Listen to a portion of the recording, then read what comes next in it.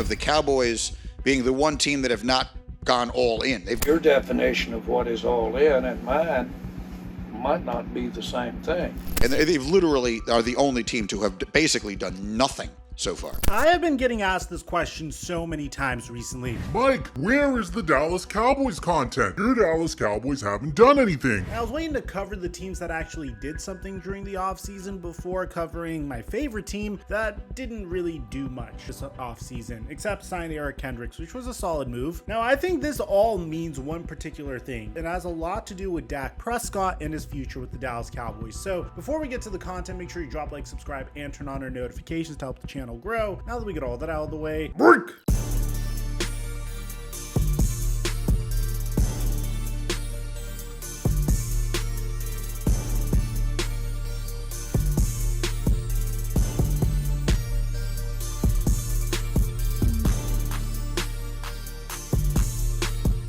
Mic check 1 2 1 2. What's going on, everybody? This past season was very similar to every other season the Cowboys have had over the past decade when they were even close to contention. We played remarkably in the regular season and then shit the bed in the playoffs, something that I've grown very accustomed to as a Dallas Cowboy fan. And once the season concluded, Cowboy fans were all scattering to say various different things. Some people said, I want Dak Prescott gone. He stinks. Other people said, I want Mike McCarthy gone. He stinks. Then there were some people that just left the team as fans altogether, and I really can't blame you. It's been very tough year after year getting your hopes up for a great season, especially this past season, which was probably the most heartbreaking season to date, where we finished as a second seed, made it into the playoffs, and then became the first second seed to ever lose to a seventh seed in the playoffs. We would have had home field advantage throughout all of the playoffs, and it was the first home game we ever lost this year. And at a specific point, you wonder, how can it get any better? When you take a look at the Cowboys offseason, they only lost players, and they signed Eric Kendricks. Leighton Vander Esch's career was officially ended due to a dirty hit by Trent Williams, and he officially retired. Tyler Biadasz was poached by the Washington Commanders. Dorrance Armstrong was poached by the Washington Commanders. Dan Quinn is now the head coach of the Washington Commanders. Cowboys cut Michael Gallup, but that's because Michael Gallup is one of the worst wide receivers in the NFL. They lost Tony Pollard, but I was okay with that because Tony Pollard really wasn't the same since the 2023 playoff matchup when he got injured versus the San Francisco 49ers, and they lost Tyron Smith to the New York Jets, which is definitely a tough blow considering the fact that when healthy, Tyron Smith is one of the best left tackles in the NFL, but that's the problem. He had trouble staying healthy. And when you consider the Dallas Cowboys cap situation, it's not really a shock that all of this happened. But some Cowboy fans are shocked that they haven't improved at all whatsoever because Jerry Jones said this. Okay, your definition of what is all in and mine might not be the same thing, but I'm trying to win the games this year with my decision. Now, this one clip went viral, and I found it very funny that this one clip went viral because his son, Steven, also said this. I've never known Jerry not to be all in any given year, but certainly, we've got I think a great team put together. I think, the last 3 years, won a lot of football games, I think 36. And, certainly where we have to improve is the postseason. We're going to get the right kind of guys who step up and make big plays in the postseason. And it's been a challenge in terms of our success there. And that's where we have to improve. Are there any answers that you guys have kind of come up with as to what's going on? We're taking a holistic view of this thing, and we'll continue to look at it.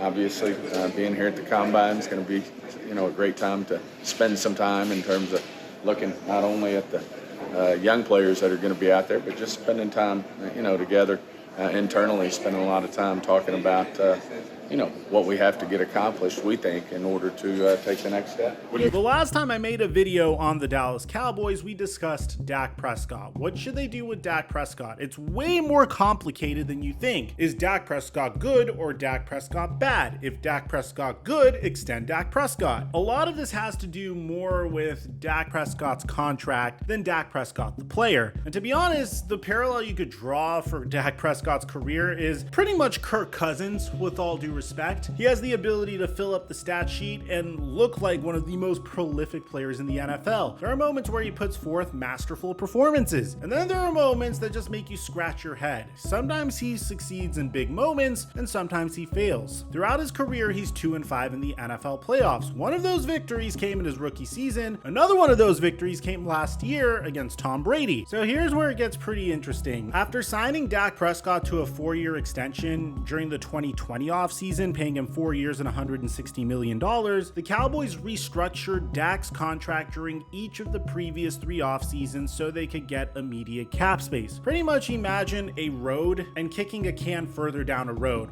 over and over and over again. As a result, entering the offseason, the Cowboys were $8 million over the salary cap, which was the 6th worst cap situation in the league. That's because the Cowboys kicked the can so far down the road that in 2024, Dak Prescott's cap hit is over $59 million, which is over 22% of the salary cap. Dak is set to make $34 million next season, $29 in base salary, and a $5 million roster bonus, which was recently paid out, in addition to some voidable years added onto his contract. Now, if the Cowboys do nothing, Dak Prescott would still return this year, but you would also need to pay up the biggest single season cap hit ever, and on top of that, you're going to lose a lot of supporting players, which the Cowboys did. This also limits the Cowboys' ability to extend Micah Parsons, which they have to during the 2026 offseason, and CeeDee Lamb, which they need to work on an extension with him by the 2025 offseason. The Cowboys also can't tag Dak Prescott next season, and he becomes a true unrestricted free agent after this next season, very similarly to Kirk Cousins. Now, what the Cowboys did was they restructured his contract by adding voidable years, which means they extended the road in which the Cowboys can kick the can down the road to make the cap hit even worse. And the only way really out of this is to trade Dak Prescott to another team and save $34 million. But Dak has a no trade clause. Now, something else the Cowboys could do is extend Dak Prescott, which would also give them more years to restructure his salary and to kick the can further down the road or allocate his cap hit accordingly. But a Dak Prescott contract extension could reach $60 million.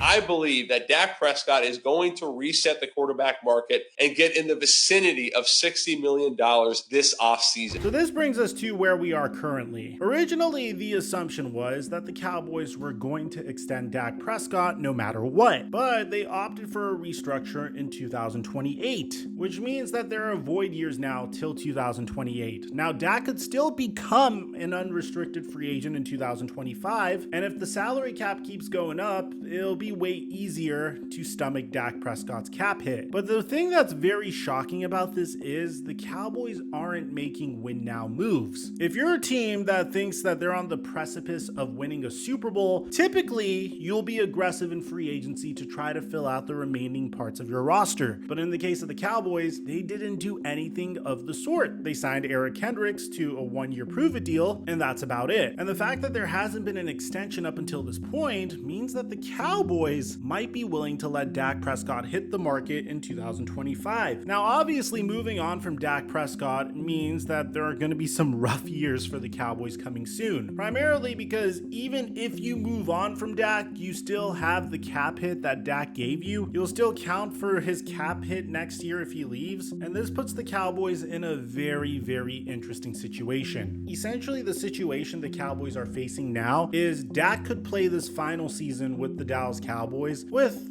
a much downgraded roster from last year, admittedly so, with some key pieces missing from the defense. We still haven't figured out what Stephon Gilmore's future is going to be. We lost our defensive coordinator. We lost our starting running back. We lost our left tackle. We lost our center. So obviously it's going to be a much more downgraded roster. And based off of that, you could assume that the Cowboys are going to take a step back this year before letting Dak Prescott join another team the year after, in which the Cowboys are going to have $50 million against the salary cap. And as a result, in 2 years from now, you're talking about a team that could feature Trey Lance starting at the quarterback position, which would solve the cap problem for them. And if they perform horribly with Trey Lance under center, you're talking about a team that would be in the market for a brand new quarterback during the 2026 NFL draft. Is this something they should entertain? It really depends on how your perspective on the Cowboys are currently. Do you think you're a Super Bowl contender with a downgraded roster and Dak Prescott as your starting QB? Well, according to Jerry Jones and the Dallas Cowboys, no,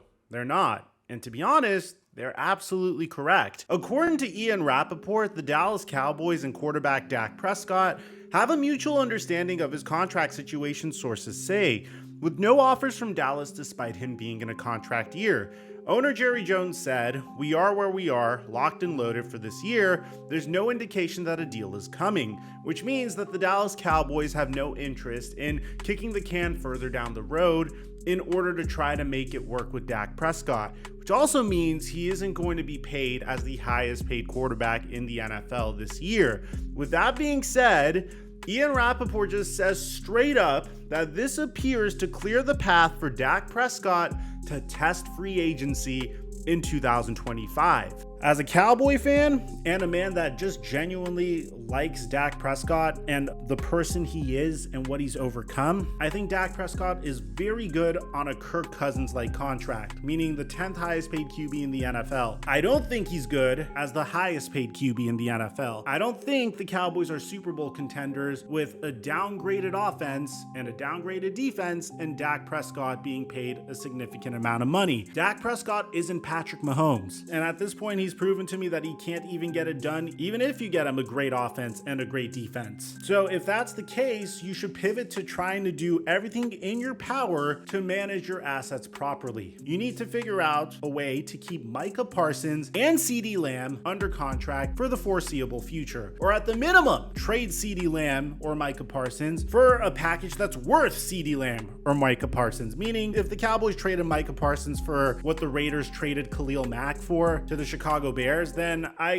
guess I would be able to stomach that, because there's no point in keeping one of the most versatile edge rushers in NFL history if you're about to head towards a rebuild. And the reason why I'm thinking this is where the Cowboys are heading, it's because whenever you avoid overspending in free agency and you're focusing on the draft to refill your roster, typically you're implying to your roster that you're trending towards a rebuild. The only thing that is potentially going to hold the Cowboys back is the fact that Jerry Jones might not want another rebuild happen, because, hate to say it, Jerry Jones might not be able to see this brand new rebuild team. It makes sense that the Cowboys are at least entertaining moving on from Dak Prescott, because Mike McCarthy and Dak Prescott are entering the final years of their contracts. The Cowboys made a move that's very atypical for them when they traded a 4th round pick for Trey Lance. Having Trey Lance sit down in a developmental role behind Dak and Cooper Rush and not rushing him to start may have been a ploy by the Dallas Cowboys to make sure there was an insurance policy in the event Dak Prescott walks after this season. At the end of the day, I think Dak Prescott is one of the better quarterbacks in the NFL. I don't think he's good enough to carry an offense all by himself, kind of how Patrick Mahomes did this past year for the Kansas City Chiefs. I think he's the type of player that can win a Super Bowl if he's paid a reasonable contract for his talent and you surround him with talented pieces on offense and defense. And I definitely think at the very bare minimum, he's a top 6 QB in the NFL. But if Kirk Cousins left the Minnesota Vikings following this past year, despite being in a great situation with Jordan Addison, TJ Hawkinson, and Justin Jefferson, what makes you think that Dak Prescott won't leave the Dallas Cowboys after this year if he is not paid the contract he wants? I really think either scenario is plausible here, and originally I felt like the Cowboys were more likely to extend Dak than to move on from Dak, but the fact that they haven't extended Dak